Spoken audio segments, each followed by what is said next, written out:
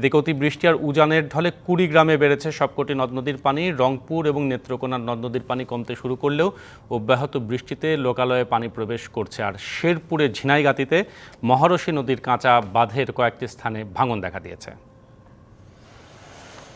কুড়িগ্রামের তিস্তা দুধকুমার নদীর পানি বিপদসীমার উপর দিয়ে প্রবাহিত হচ্ছে। এছাড়া ব্রহ্মপুত্র ও ধরলা নদীর পানি বিপদসীমার সামান্য নিচ দিয়ে প্রবাহিত হচ্ছে। আর নদী তীরবর্তী এলাকার চর দ্বীপচরগুলোতে পানি প্রবেশ করতে শুরু করেছে।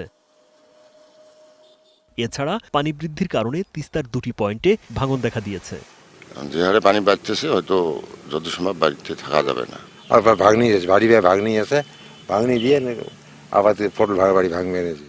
নেত্রকোনায় প্রধান প্রধান নদ নদীর পানি কমতে শুরু করলেও অব্যাহত বৃষ্টিতে লোকালয়ে পানি প্রবেশ করছে। এরই মধ্যে নদী তীরবর্তী এলাকা নিম্নাঞ্চল প্লাবিত হয়ে প্রাথমিক বিদ্যালয় ও গ্রামীণ সড়ক তলিয়ে গেছে।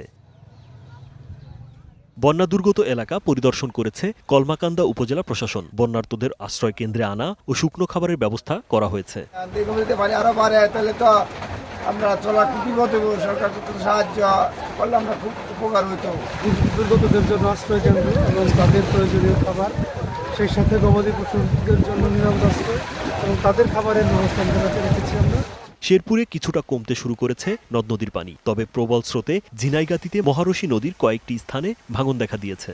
স্থানীয়রা নিজ উদ্যোগে বাঁধ রক্ষায় ব্যবস্থা নিলেও মেলেনি সরকারি সহায়তা।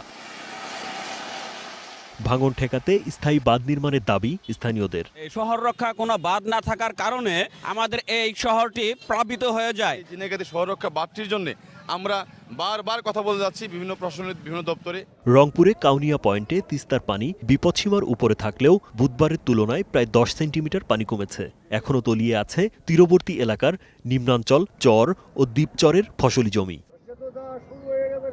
তবে নতুন করে দেখা দিয়েছে নদী ভাঙন। এরই মধ্যে বিলীন হয়েছে কাঁচা সড়ক সহ কয়েকটি বাড়িঘর।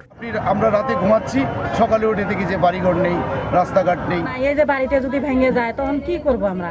এই রাস্তাটা ভেঙে গেছে, এইদিকে যে বাড়িঘরের যে অবস্থা, খুব বিপজ্জনক অবস্থা। লালমনিরহাটের তিস্তায় বাড়ছে পানি, এতে নদী পাড়ের মানুষের মাঝে দেখা দিয়েছে আতঙ্ক। জেলার তিস্তা ডালিয়া পয়েন্টে বিপদসীমার 15 সেন্টিমিটার নিচ দিয়ে পানি প্রবাহিত হচ্ছে। রাজীব বিশ্বাস, ডিবিসি নিউজ ডেস্ক।